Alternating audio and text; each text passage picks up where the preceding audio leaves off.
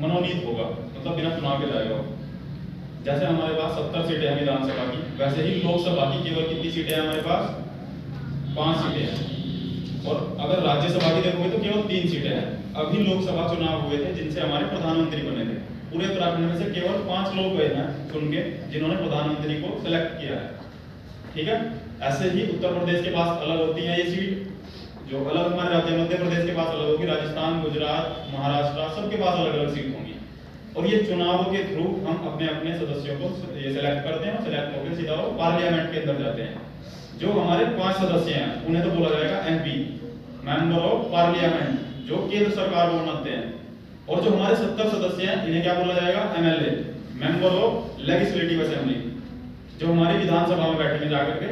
या हमारी राजधानी में तुमने सुना होगा, राजधानी तो है हमारी गैरसैंण और देहरादून में विधानसभा है हमारी, जो हमारी मेंबर ऑफ लेजिस्लेटिव असेंबली वो देहरादून में बनी हुई है। तो वहां जाके वो बैठते हैं और वहां जाके हमारे जो निर्णय होंगे या हमारी समस्याएं होंगी वो ले जाके हमारी विधानसभा के जो सदस्य होंगे आपस में डिस्कस करेंगे, और उसे अगर हमारे लायक होगी कोई चीज तो वहां से पारित करके विधेयक बनते हैं, नियम बनते हैं हमारे लिए।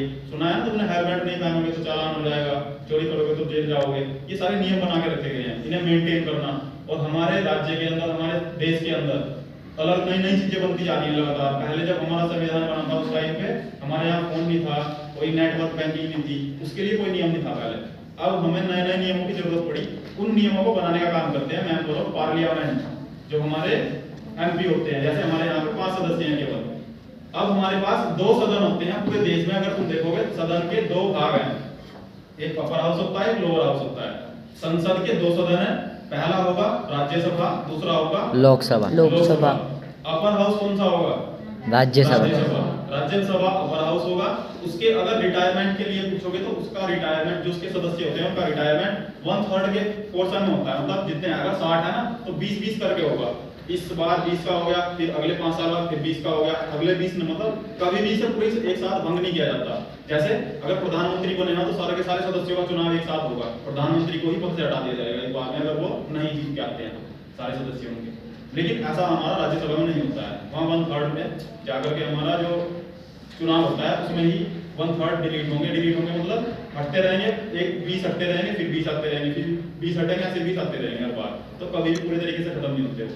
मेंबर ऑफ पार्लियामेंट एमपी को बोलते हैं, जो सांसद होते हैं। मेंबर ऑफ लेजिस्लेटिव असेंबली विधायक को बोलते हैं, जो एमएलए होते हैं। ये राज्य के लिए काम करेंगे और एमपी हमेशा देश के लिए काम करेंगे। हमने अपने जो सब्जेक्ट है या टॉपिक्स हैं उन्हें भी सिलेक्ट करके रखा हुआ है कि इन कार्यों पे केवल राज्य सरकारें काम करेंगी, और कुछ सिलेक्ट करके रखे हैं हमने काम। जैसे हमारी आर्मी है, आर्मी से जुड़ा हुआ कोई भी फैसला हमारी राज्य सरकार या मुख्यमंत्री नहीं ले सकता है कभी भी, ये हमारी केंद्र सरकार या प्रधानमंत्री फैसला लेगा। और हमें अगर बॉर्डर को सिक्योर करने के लिए, मतलब कोई राज्य ऐसा नहीं कर सकता कि सिक्योर करने के लिए आर्मी को भगा दे वहां से कि हम तो अपनी पुलिस लगा लेंगे। ये जितनी भी पुलिस आपको दिखाई देगी, Uttarakhand police, Uttar Pradesh police, Haryana police, ये सबकी अलग अलग होती हैं। लेकिन एक देश के पास अलग से हमने 8 तो सीआरपीएफ जैसी, बीएसएफ जैसी बटालियन बना के बैठा रखी है, और एक आर्मी है हमारे पास।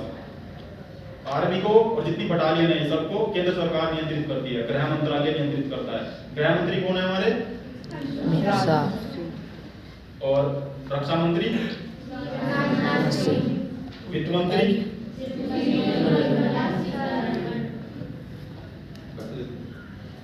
पता है इनके बारे में सबके? अभी मैंने तुम्हें बताया था हमारे पड़ोसी देशों के नाम। कितने बच्चों को याद है पड़ोसी देशों के नाम? अगर मैं पूछूंगा कितने हैं टोटल काउंटिंग में? बताओ। पता पहले बताओ, बाद में